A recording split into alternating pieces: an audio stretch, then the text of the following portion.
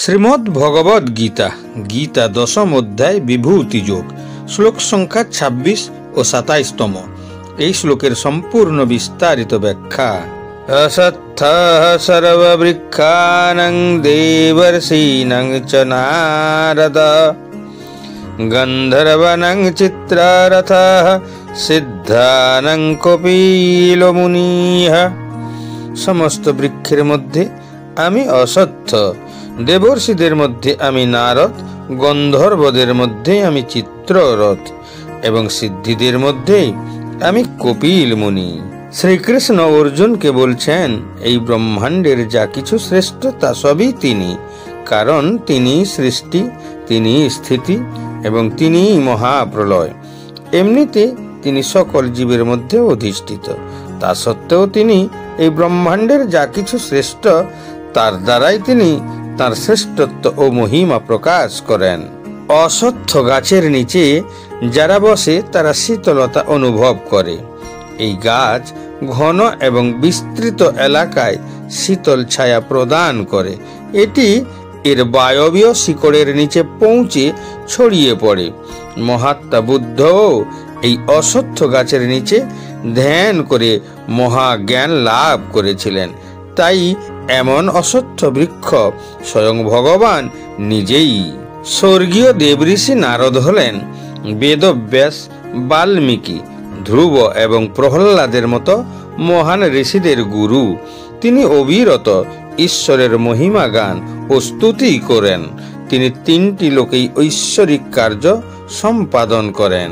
তিনি ইচ্ছাকৃতভাবে বিরোধ এবং সমস্যা সৃষ্টির জন্য বিখ্যাত।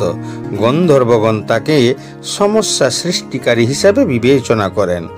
বিরোধ সৃষ্টিকারী নারদ আত্মদর্শনের মাধ্যমে তিনি তার বিবেক শুদ্ধ করেন।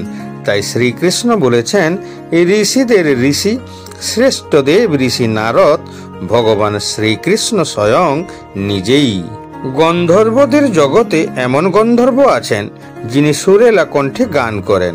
চিত্ররথ তাদের মধ্যে শ্রেষ্ঠ গায়ক। সেই শ্রেষ্ঠ গায়ক চিত্ররথ স্বয়ং শ্রীকৃষ্ণ নিজেই। সিদ্ধ পুরুষ হলেন সেই যোগী যিনি আধ্যাত্মিকভাবে সিদ্ধ।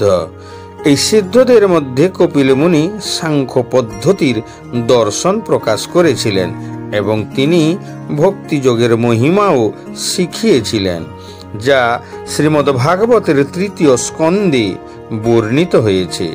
তিনি ঈশ্বরের অবতার ছিলেন এবং তাই শ্রীকৃষ্ণ তাঁর মহিমা প্রকাশ করার জন্য বিশেষভাবে তাঁর নাম উল্লেখ করেছেন। শ্রীকৃষ্ণ যাদের নামের সাথে নিজের নাম অন্তর্ভুক্ত করেছেন তাদের মহিমা প্রকাশই শ্রীকৃষ্ণের মূল উদ্দেশ্য। উচ্চৈ শ্রব সমস্যানাং বিদ্ধি মামৃতোদ্ভবম ঐরাবতং গজেন্দ্রানাং নারানাং চ নরাধিপম। অশ্বদের মধ্যে আমাকে সমুদ্র মন্থনের সময় উদ্ভূত উচ্চৈঃশ্রবা বলে জানবে।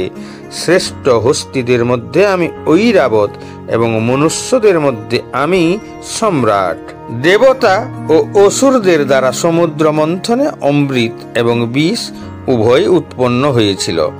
ভগবান শিব কণ্ঠে বিষ ধারণ করেছিলেন, তাই শিবের আরেক নাম নীলকণ্ঠ। অমৃত উৎপন্ন হওয়ার আগেই অনেক জীবের জন্ম হয়েছিল, যার মধ্যে উচ্চৈঃশ্রবা নামে একটি ঘোড়াও ছিল এবং অমৃতের সাথে আরেকটা প্রাণীর জন্ম হয়েছিল যার নাম ঐরাবত। যেহেতু এই প্রাণী দুটি অমৃত উৎপন্ন হওয়ার আগে জন্মেছিল, তাই তাদের বিশেষ তাৎপর্য রয়েছে এবং তারা কৃষ্ণের প্রতিনিধিত্ব করেন এবং তাঁর মহিমা প্রকাশ করেন। রাজা মানুষের মধ্যে কৃষ্ণের প্রতিনিধিত্ব করেন, কারণ কৃষ্ণ হলেন বিশ্বজগতের রক্ষক এবং তাঁর ঐশ্বরিক গুণের কারণে নিযুক্ত রাজারাও তাঁর রাজ্যের রক্ষক।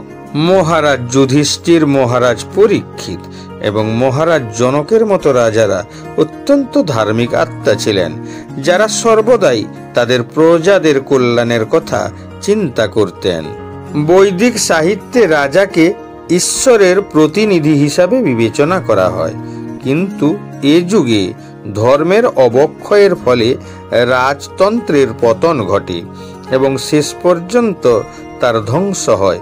কিন্তু এটা বোঝা উচিত যে অতীতে লোকেরা ধার্মিক রাজাদের অধীনে বসবাস করে সুখী ছিলেন, তাই রাজার মাধ্যমে শ্রীকৃষ্ণ তাঁর মহিমা প্রকাশ করেছিলেন।